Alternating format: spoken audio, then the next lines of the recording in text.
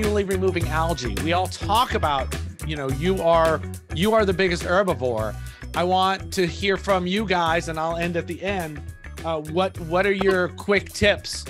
So go, either one of you. What do you Arin, do for manually removing algae? I'm in. So I had zero algae problems until I went to the High Tide Aquatics meetup, Rich, where you gave a talk on algae. And then all of a sudden I started getting hair algae like 2 days later.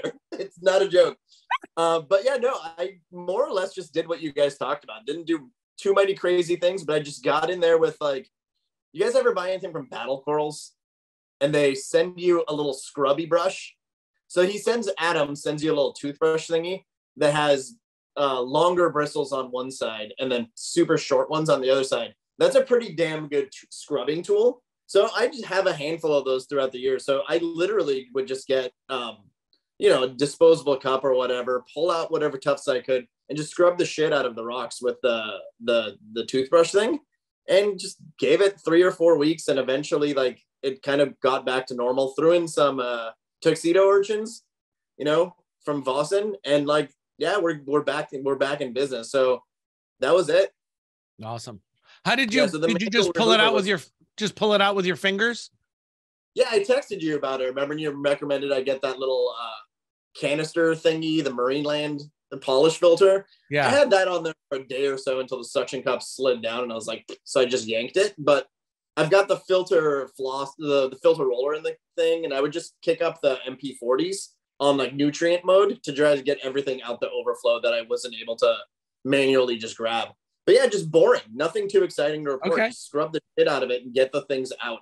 And then after that, I put in, urchins and all that kind of jazz to keep it to where I'd manicure it to. And that was it. Nothing magic. Just get wet, shove your arms in there and scrub. Righteous. Ben, any interesting ways to manually remove algae? You hippie. I don't like to scrub algae. I don't like to scrub it in situ because I don't like all those particles flying off and then the juices from it going in there.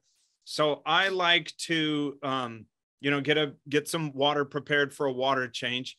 I like to use a small diameter, more rigid, not rigid tubing, but like vinyl instead of silicone, like something like maybe 1/2 inch or 3/8 inch. Maybe something that green, I can easily. Some green Eheim tubing, maybe. Yeah. No, that would be like the 19 millimeter. I don't know the millimeter on that, but no, clear, because I'd like to see through it. But I'll bring the smallish diameter tubing up to these tufts of algae, get them sort of sucked in, but not pulling in, and then just use my thumb to clip it, pull it, and then I just go through like that. I don't want to scrub it because I'm sort of thinking about fibers that get caught in the rock and can continue from there, or liquids leaked out when they break, So I just like to use a small diameter vinyl tube that I can suck the hair algae in and then pinch and pull it off and just go at it like that. Righteous. Ever since the first time I used the Reef Beef Marineland filter, that's what we're calling it from now on. I don't at all worry about pieces floating around. I left big chunks floating around just to see if it would wrap up in all the acros. And in the morning, it was all gone. I think maybe that might be a mind story, but don't believe me because it's a mind story being countered by a mind story. But to actually remove the stuff, because I've got some bryopsis growing right now, I actually let it grow to be about 3/4 of an inch to an inch before I do anything to it. Then I try to go in with my hands and it really just pulls off. It's algae. It's not, it's not caulerpa with all kinds of roots on it. It's just algae, and it peels out pretty easily. I also like, for places where I can't get my fat fingers in, I use these. Can you see those? I don't know if you'll be able to see it. These are self-closing tweezers. So you squeeze them and then they close by themselves, and then you can pull the algae. And they come usually in kits for about $8. I just bought a new one, so I'll put the link down below. But this one, you go in, you snag what you want, and you can twist it, and then it pulls it out, it rips it all out from the substrate, and then you dip it in a cup and move along. The other thing that works really well sometimes is I have been known to dump super glue all over the algae, just kind of cover it. And then you just peel the super glue up and most of the algae comes off with it. Like a Brazilian. It's a Reef Beef alien, a Johnsonin, a Reef Brazilian. I fucking love that so much. I'm going to do a landing strip next time I do it.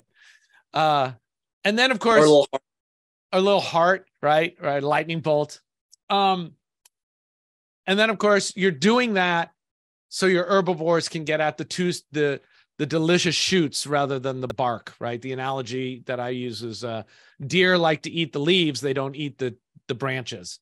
And we get a same kind of effect, I think, in algae where they'll eat little stuff, but they won't eat it once it's big. All right. If you listening or watching the show have any manual removing tips that you think would be very useful besides just your fingers or a tool, let us know in the comments. We'd like to know.